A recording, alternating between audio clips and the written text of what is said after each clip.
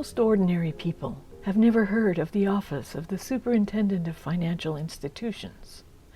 But as this recent little video shows, they supervise banks, pension funds, and insurance companies in good times and bad, so that you can have confidence in Canada's financial system. So what do you make of the fact that the same Office of the Superintendent of Financial Institutions has asked banks, pension funds, and related financial operations to do a climate risk exercise using a hopelessly flawed and implausible scenario known as RCP 8.5, a scenario that is not used anymore by the United Nations Framework Convention on Climate Change, the UNFCCC, to which Canada is signatory. You might say, so what? But you shouldn't.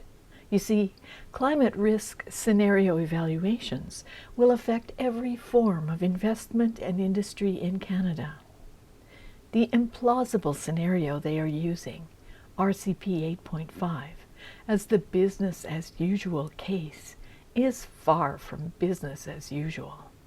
It includes 3 to 6 billion more people on the planet by 2100, a number which is impossible based on United Nations projections.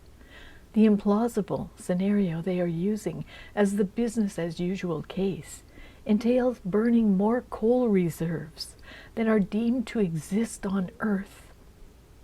The implausible scenario they are using as the business as usual case would mean the burning of more oil than is presently deemed to be recoverable. And of course, the outcome of all these outrageous and wildly excessive factors means a projected global warming that is very, very hot, but not based on any realistic projection. By using this implausible scenario, it means that financing and insurance for critical infrastructure like power lines, pipelines, or investments or operations of vital coal, natural gas, and oil, or mining operations. They may not be financed at all, or may be subject to extremely high interest rates, meaning more costs that will be passed on to you, ultimately, and more risk of an even more serious global energy crisis. That means much higher prices for fuel and food and everything that is grown, manufactured, or shipped anywhere.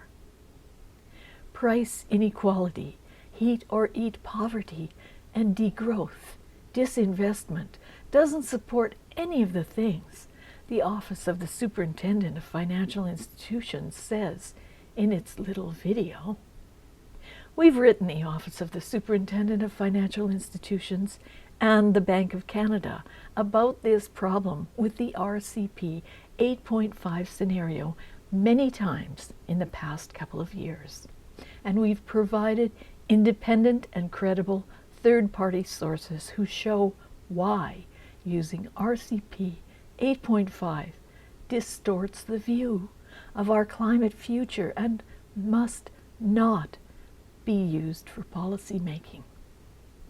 But they keep using it. If you care about your pension, your insurance plan, your bank, and your investments, if you care about Canada's future, let the Office of the Superintendent of Financial Institutions and the Bank of Canada know what you think about this misuse of a socioeconomic climate scenario that will lead to fiscal instability and chaos.